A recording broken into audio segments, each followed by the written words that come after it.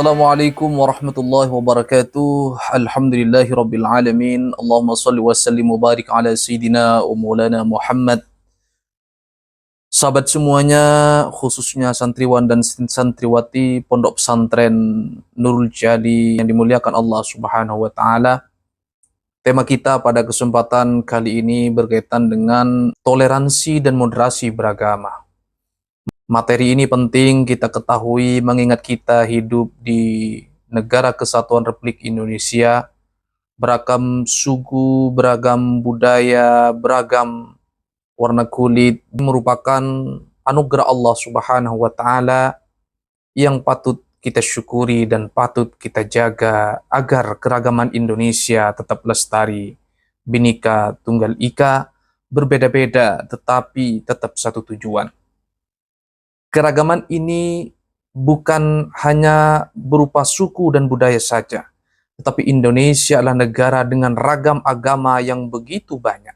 Pendidikan, toleransi, dan moderasi merupakan kewajiban bagi kita, karena sesungguhnya keragaman ini adalah anugerah dari Allah Subhanahu wa Ta'ala. Allah Subhanahu wa Ta'ala berfirman, Ya ayyuhan nasu inna khalaqnakum min dzakarin wa unsa waj'alnakum syu'uban wa qabaila lita'arafu Inna akramakum 'indallahi atqakum Innallaha alimun khabir. Artinya, hai manusia, sesungguhnya kami menciptakan kamu dari seorang laki-laki dan seorang perempuan, dan menjadikan kamu berbangsa-bangsa dan bersuku-suku, supaya kamu saling kenal mengenal. Sesungguhnya orang yang paling mulia di antara kamu di sisi Allah adalah orang yang paling takwa di antara kamu. Sesungguhnya Allah Maha Mengetahui lagi Maha Mengenal. Santriwan dan santriwati Pondok Pesantren Nurul Jali yang dimuliakan Allah, ayat ini menggambarkan betapa Allah Subhanahu wa Ta'ala menciptakan beragam suku bagi kita. Tujuan Allah agar di antara kita saling mengenal satu sama lain. Suku Jawa mengenali suku Batak, suku Sunda mengenali suku Madura, suku Papua mengenali suku Bugis, dan kita semua adalah satu bahasa Indonesia. Santriwan dan santriwati Pondok Pesantren Nurul Jali yang dimuliakan Allah, di ayat yang lain Allah Subhanahu wa Ta'ala menjelaskan kepada kita bahwa perbedaan itulah takdir. Perbedaan itulah kenyataan dalam kehidupan kita. Maka kita tidak boleh membenci perbedaan. Kita tidak boleh membenci siapapun karena berbeda dengan kita. Ketika kita melihat tetangga kita, saudara-saudara kita berbeda keyakinan dengan kita, maka Islam mengajarkan untuk tidak saling membenci satu sama lain. Bahkan Allah Subhanahu wa Ta'ala menyampaikan, Walau sya'a rabbuka la'amana man fil ardi kulluhum jami'a afa anta tukrihun nasa hatta yakunu mu'minin. Seandainya Tuhanmu menghendaki, tentulah semua orang di bumi seluruhnya beriman. Apakah engkau, wahai Muhammad, akan memaksa manusia hingga mereka menjadi orang-orang beriman semuanya?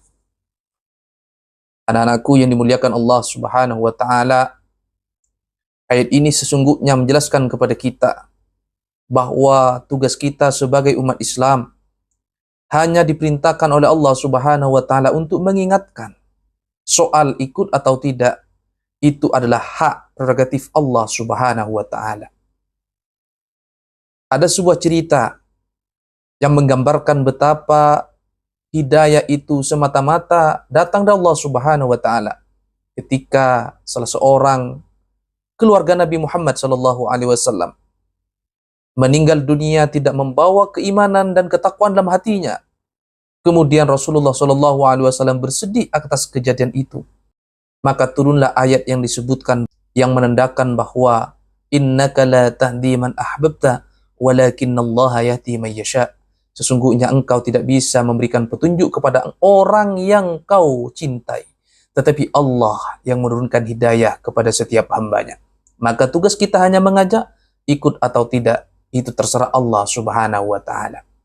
Akan tetapi, santriwan dan santriwati yang dimuliakan Allah Subhanahu wa Ta'ala, perlu kita ketahui bahwa kita diperintahkan Allah Subhanahu wa Ta'ala untuk meyakini seyakin-yakinnya bahwa Islam adalah agama yang benar. Innad dina indallahil Islam.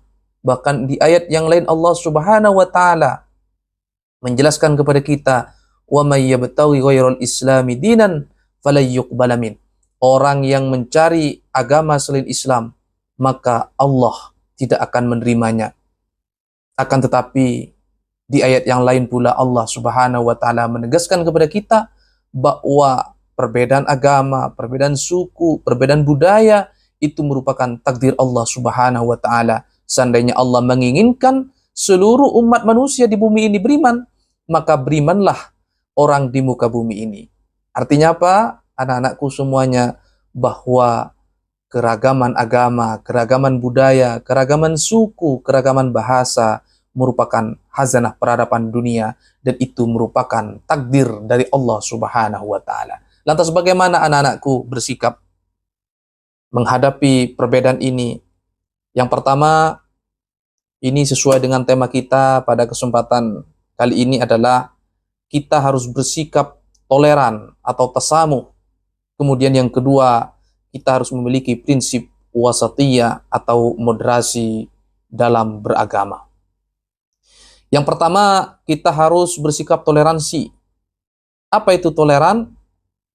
Yaitu sikap menghargai, menerima dan memberikan kebebasan kepada orang lain untuk berpendapat, berkeyakinan, atau bertindak sesuai haknya, meskipun berbeda dengan diri sendiri, selama tidak melanggar norma hukum. Ini adalah fondasi penting untuk menjaga keharmonisan dan persatuan dalam masyarakat yang beragam. Ini bukan berarti menyetujui hal yang berbeda, tetapi membiarkan orang lain berbeda tanpa saling mengganggu satu sama lain. Ada beberapa prinsip Islam wasatiyah yang perlu kita ketahui, dan ini menjadi fondasi di dalam materi kita moderasi beragama. Yang pertama, tawassut, mengambil jalan tengah, yaitu pemahaman dan pengamalan yang tidak ifrat, berlebih-lebihan dalam beragama, tidak tafrid atau mengurangi ajaran agama, tidak terlalu berlebih-lebihan dan tidak terlalu mengurangi. Tidak perlu ditambah, tidak perlu dikurangi. Kita berislam, ambil apa adanya. Yang kedua adalah tawazun, keseimbangan, yaitu pemahaman dan pengamalan agama secara seimbang yang meliputi semua aspek kehidupan baik duniawi maupun ukhrawi. Tegas dalam menyatakan sikap yang dapat membedakan antara penyimpangan dan ikhtilaf atau perbedaan. Yang ketiga, i'tidal, lurus dan tegas, yaitu menempatkan sesuatu pada tempatnya dan melaksanakan hak dan memenuhi kewajiban secara proporsional. Yang keempat, tasamuh, toleransi, yaitu mengakui dan menghormati perbedaan, bahwa perbedaan itulah takdir dari Allah Subhanahu wa Ta'ala.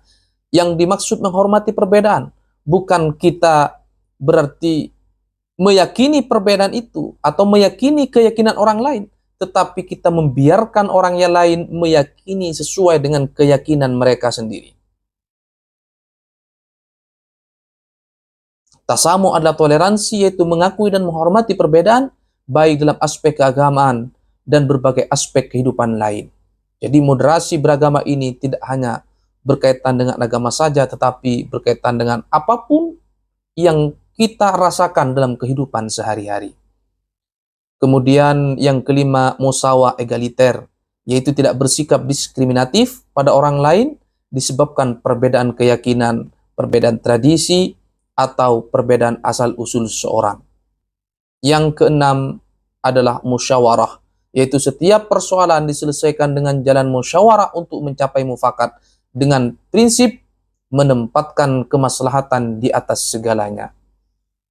Demikian yang bisa saya sampaikan, mudah-mudahan materi ini memberikan manfaat buat kita semua, dan tentunya tugas kita, adik-adik sekalian, santriwan, santriwati, Pondok Pesantren Nurul Jali ke depan, bagaimana kita mengimplementasikan, mempraktekkan pengetahuan kita tentang moderasi beragama ini dalam kehidupan masyarakat. Dimulai dari kamar kita masing-masing.